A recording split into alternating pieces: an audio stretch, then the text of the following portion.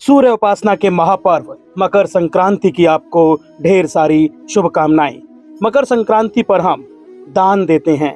दान का इस दिन विशेष महत्व होता है।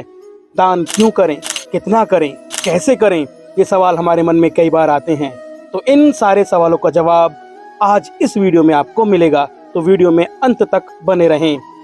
सूर्य उपासना के साथ साथ मकर संक्रांति पर हम गंगा स्नान भी करते हैं। इसका भी विशेष महत्व होता है।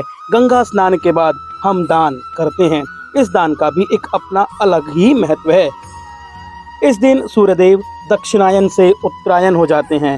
धार्मिक मान्यता ये है कि दक्षिण में दानवों का वास होता है और उत्तर में देवताओं का वास होता है।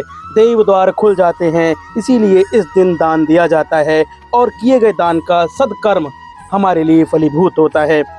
भगवान सूर्य नारायण धनु से मकर राशि में प्रवेश करते हैं और ये सभी काल चक्र की राशियों पर प्रभाव भी पड़ता है। मकर राशि में प्रवेश करने के कारण इसे मकर संक्रांति भी कहते हैं। पूरे भारत में इसे अलग अलग नामों से जाना जाता है।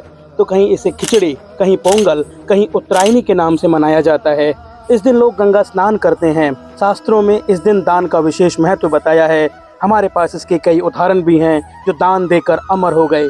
ऋषि दधीचि, अंगराज कर्ण ऐसे दानवीर योद्धा हुए हैं जो कर्म के साथ साथ अपने दान से दानवीर कहलाए। इस दिन किन किन वस्तुओं का दान करना चाहिए और किस मात्रा में करना चाहिए, तो ये जान लेना भी बड़ा जरूरी है। हमें अपनी क्षमता के हिसाब से दान करना चाहिए। इससे ना तो अधिक ना कम करना चाहिए।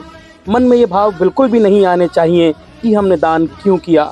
इससे दान का फल प्रभावहीन हो जाता है। दान में हम तिल और तिल की वस्तुएं दान कर सकते हैं। तिल रिश्तों में गर्माहट लाता है। दूसरी वस्तुओं में हम जैसे कंबल, टोपा, चादर दे सकते हैं। या तो हम इन्हें किसी आश्रम में दें या हमें इसे किसी ज़रूरतमंद को दे देना चाहिए। इससे राहु का प्रभाव कम होता है। ज्योतिष शास्त्र की माने तो ज्योतिष में गुड़ को गुरु के लिए प्रिय वस्तु माना गया है। सूर्य जगत के गुरु हैं, उन्हें गुरु की संज्ञा प्राप्त है। क्या आपको पता है कि हनुमान जी के गुरु कौन थे? कमेंट करके जरूर बताएं। बाल्यकाल में हनुमान जी ने किनसे शिक्षा ली? ये बड़ा ही रोचक विषय है। आगे किसी वीडियो में मैं ये बात आपको बताऊंगा। गुड़ रिश्ते में मिठास के साथ साथ मधुरता लाता है, इसीलिए दिन हम गुड़ का दान करते हैं।